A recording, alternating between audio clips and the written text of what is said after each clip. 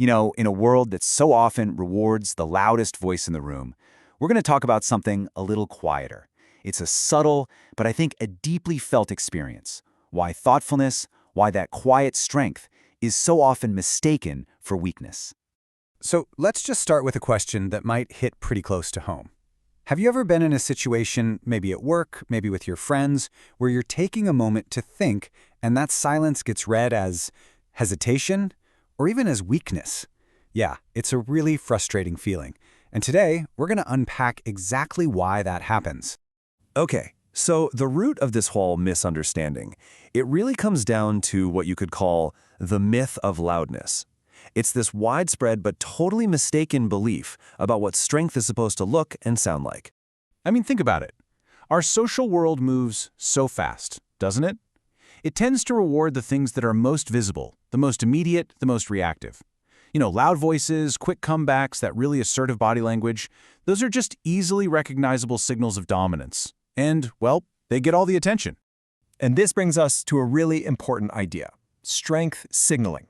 Think of it like this. These are all the visible, performative actions people take to prove their power to everybody else. And that word performative, that's the key.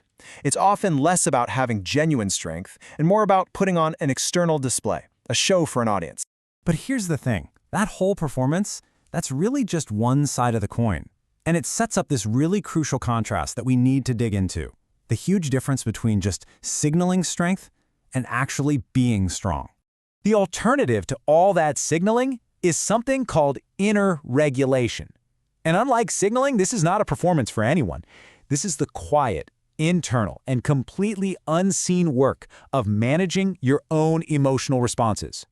It's a discipline, not a display. So let's just put these two side by side for a second. On one hand, you've got visible force. That's all the reactivity, the loudness, the outward emotional expression. It's super easy to spot.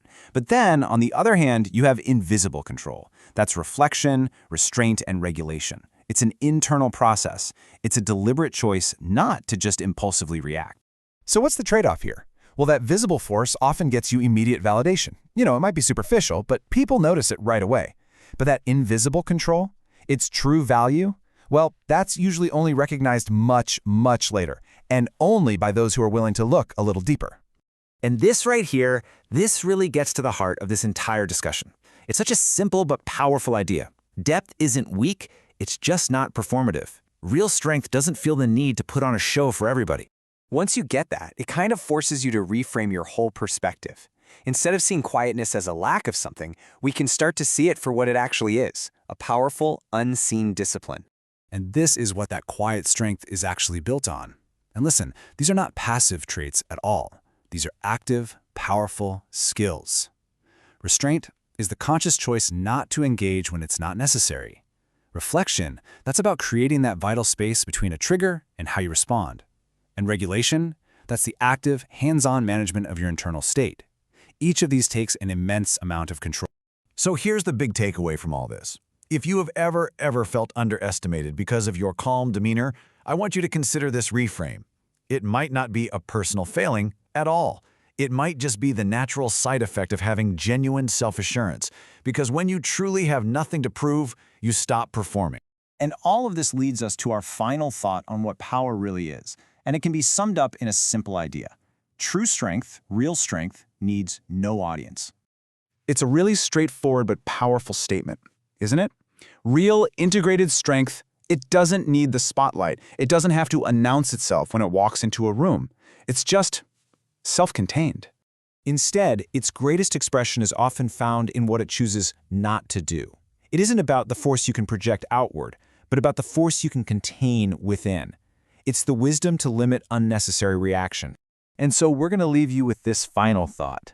We started by asking if your quietness has ever been mistaken for weakness. But maybe it's time to flip the script entirely. What if the most composed, the most reflective, what if the quietest presence in the room is actually the strongest?